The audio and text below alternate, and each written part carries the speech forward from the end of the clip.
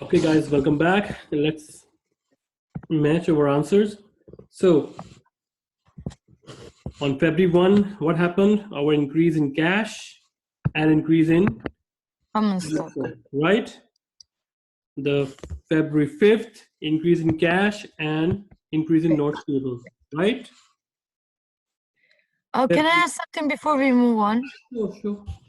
When we say common stock, we were a bit confused regarding to that. Common stock of the stock that Luke got when he invested. Common stocks, because this is basically terminology. So these are the issues, these are the stocks that are issued for common public. So that's why we call them, right? So if you want to purchase shares, you go to the stock exchange and you buy the shares. So that shares are called common stock because these are. Sorry, he bought common stock? Me? No, Luke. Yeah, Luke, of course. Luke received common stocks because we are talking about the business. This is the business. The business gave you common stock. Understand? Okay. I think I do. Okay, because company, in order to control the company, you must have 51% of common stock. Yeah. Right? You can also purchase all the 100% common stock as well. So it's different kind of like, segregation. So for Luke, who received 100,000 of common stock, which is 100%, right? But Luke can also share these stocks to others as well. But that is not a business transaction. Business won't be affected. Why? Because that is Luke's personal decision to sell stocks to somebody. What if he sells the stocks that he has, this 100,000 stocks? That is his personal. Can he sell it as a manager or business owner? That is his personal decision. If he sells, he receives the cash, not the business receives the cash, right?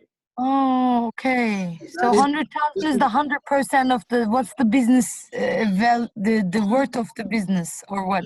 The name who owns the stock is going to be changed, not the amount. So on business, it has no financial impact. Only the Luke, he will be receiving some cash that will go into his personal account. Oh, if he sells from the 100,000 he has, or I come and say, look, tomorrow I'll give you 50,000. So it will be plus 50,000 to cash and plus 50,000 to the common stock with my name. No. I don't understand then. For example, Luke sells his 50% shares to Asian, right? Is this a transaction? Because if this is a transaction, that will be affecting the business. Yes. It will be affecting Luke. Luke will be receiving cash, right, and giving you 50% shares, right? But yes, company issued worth of 100,000. So in common stock account, it would be 50,000 Luke plus 50,000. Oh, that's what I was asking. So 100,000 is the worth of the stock that we can have. Here, there is no cash because cash is received by Luke, not the business. Only I understand now. Only this number will be divided into 2. But on common stock remains 100,000. So the cash that is personal to Luke, not the business. Got it. Okay, that was my question. I didn't get if it was 100% only 100,000. It was what it can be on the common stock. So now it's clear. Yeah, it's clear. Move forward. The 11th, business purchase medical supplies. You see, medical supplies increase on account, so account payable. Yes. The 12th May, officially opened for business. How this affects the table? It doesn't, right? Right? Because it don't have any financial impact. No entry. No entry. Very nice. The February 14th, the Valentine Day. What happened? There is a treatment for patients, right? And what happened here? See, half cash and half account receivable, and that. Yes. right? Yes. You see, one transaction can impact more than 2 accounts, but at least 2 accounts. Okay, so here it is affecting 3 accounts, which is no Yes. problem. Okay, on 16th of February, what happened? Right, the business paid employees salaries, so salaries are expenses and directly from cash. 25th of February, what happened? 1500 cash you received, Retained earnings. right? Just compare Yeah. on 28th you paid a rent, Yes. and on 28 business paid 500 on account, which means your account payable also decreased. Now it's finished. So match your answer. Your cash 45,500 total amount. Account receivable should be 2,800. Medical supplies should be 1,700. Land should be 105,000. Accounts payable must be 1,200. Big notes payable would be 50,000. Common stock 100,000 and 3,800 must be your return, right? And if Yes. you put them, it should be 155,000. Now, the answer. How much are the total assets? 155,000. Very nice, right? Oh. And how much the business expects to collect from its patients? Accounts payable. 20, From my 2,800. 28 crore, right? yes. Now, how much does the business owe in total? How much the business? 1,200. 51,200. Very nice, very nice. How much the business assets does Luke really own? Is it 100,000? No. No, that's the problem. I get confused. How? Because the Oh, okay. Yes. I just thought about that. Luke is owner, so all shareholder equity belongs to Him. Luke. And shareholder equity is equal to common stock plus retained earning, Yes, got it. right? I have a question. Yes, typically. But you said that retained earnings go to the business's bank account. So it's really not Luke's, it's the company's. It goes to stockholders. Okay, Sipade, wait for that. Let me in here. So assets is equal to liabilities plus owners equity. So, or in other way, we can say that how much these assets belongs to liabilities and how much this assets belongs to owners equity, right?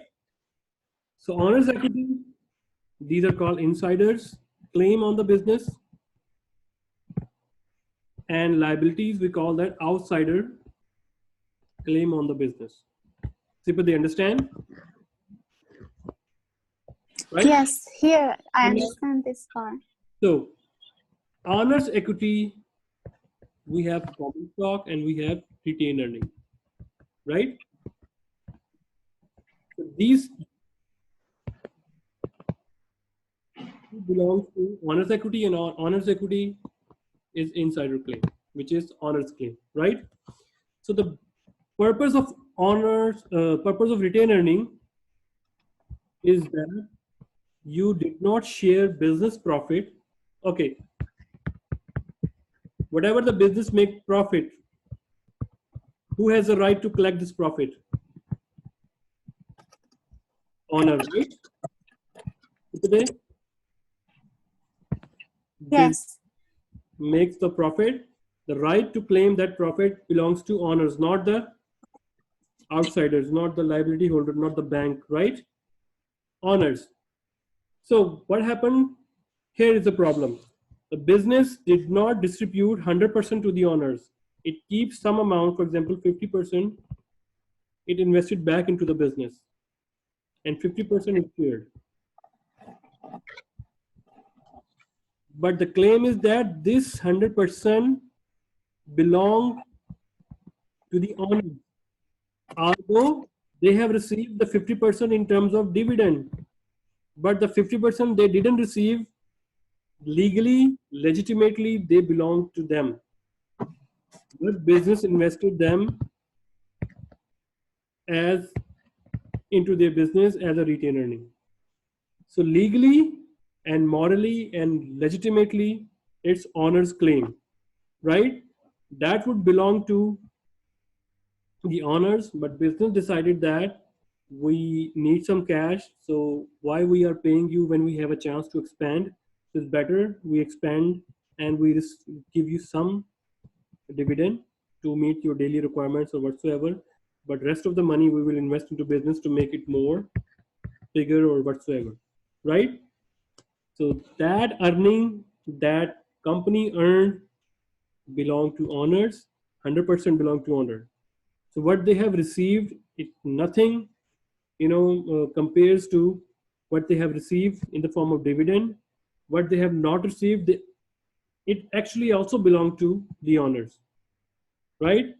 So retained earnings, although it goes to the bank account of the business, but that belongs to shareholder equity. That's why we have a separate account here.